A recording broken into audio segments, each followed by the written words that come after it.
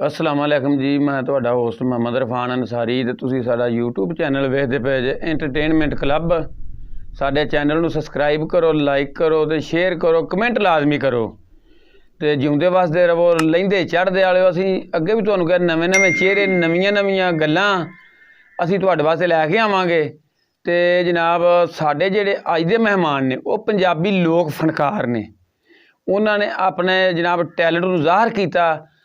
ये जनाब शेखपुरे पीर बादशाह के मेले ते पीर वारिस शाह के मेले ते जनाब जंडियाले शेर खां और भीड़ी शाह रहमान उस मेले ते भी उन्होंने अपने जौहर वहाए ने। जनाब मोहम्मद साजिद जोइया बेगपुर तो अज दे साडे मेहमान जिहड़े ने वो तशरीफ लियाए ते जनाब उन्हां नाल असीं नाले ते गल्लां बातां करांगे, नाले उन्हां को पुछांगे वो सानू जनाब की सुना रहे ने। अस्सलाम वालेकुम जी साजिद साहब। वासलाम।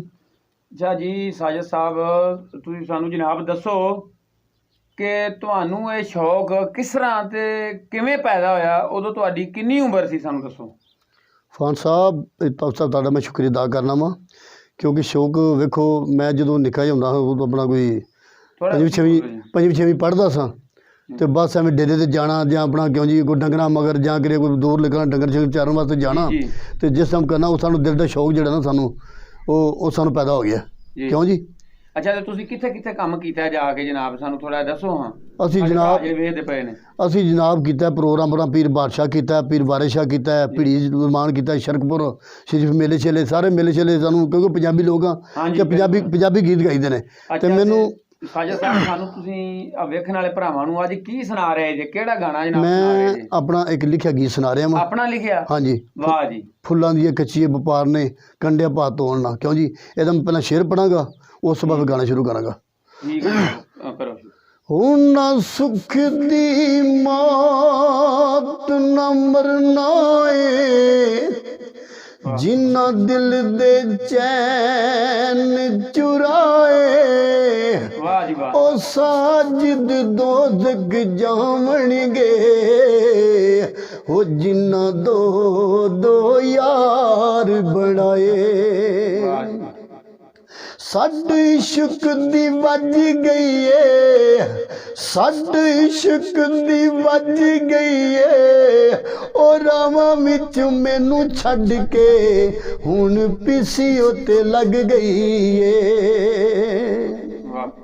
फुल्लां दी कच्ची बपार ने कंडियां दे पा सानू तोलना।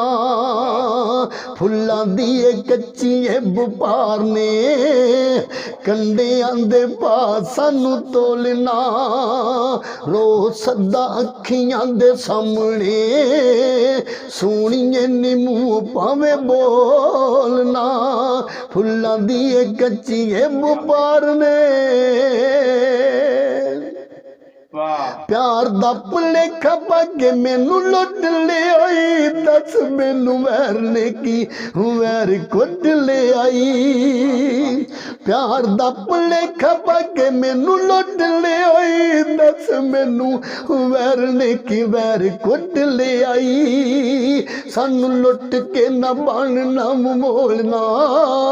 फुल्लां दी कच्ची बपार ने सानू लुट के ना बन नाम मोलना। फुल्लां दी कच्ची बपार ने कंडियां दे पास सानू तोलना। ओ फुल्लां दी कच्ची बपार ने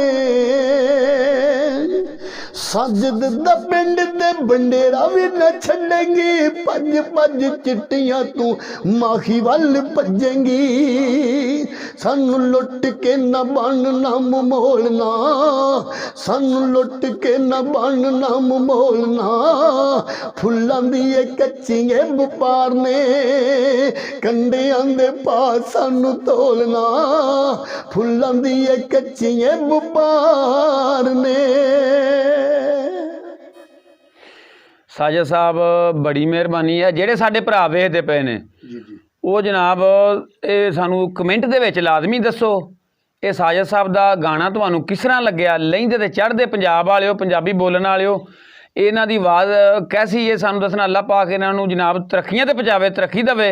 ਬਹੁਤ ਅੱਛੀ ਆਵਾਜ਼ ਇਹਨਾਂ ਦੀ ਤੇ ਤੁਸੀਂ ਸਾਨੂੰ ਆਪਣੀ ਰਾਏ ਕਮੈਂਟ ਦੇ ਵਿੱਚ ਲਾਜ਼ਮੀ ਦੱਸਣੀ ਹੈ। ਅਸੀਂ ਇਹਨਾਂ ਕੋਲ ਫਿਰ ਟਾਈਮ ਲਵਾਂਗੇ, ਇਹਨਾਂ ਕੋਲ ਫਿਰ ਪੰਜਾਬੀ ਗੀਤ ਸੁਣਾਂਗੇ ਔਰ ਇਹ ਨਾਤ ਵੀ ਸੁਣਾਉਣਗੇ ਸਾਨੂੰ। ਬੜੀ ਇਹਨਾਂ ਦੀ ਪਿਆਰੀ ਆਵਾਜ਼ ਹੈ ਤੇ ਅੱਲਾਹ ਪਾਕ ਖੈਰ ਕਰੇਗਾ, ਇਹ ਸਾਨੂੰ ਟਾਈਮ ਦੇਣਗੇ। ਤੇ ਲੇਕਿਨ ਤੁਸੀਂ ਕਮੈਂਟ 'ਚ ਲਾਜ਼ਮੀ ਦੱਸੋ। ਜਿਉਂਦੇ ਵਸਦੇ ਰਹੋ, ਲਹਿੰਦੇ ਚੜ੍ਹਦੇ ਵਾਲਿਓ ਰੱਬ ਰਾਖਾ।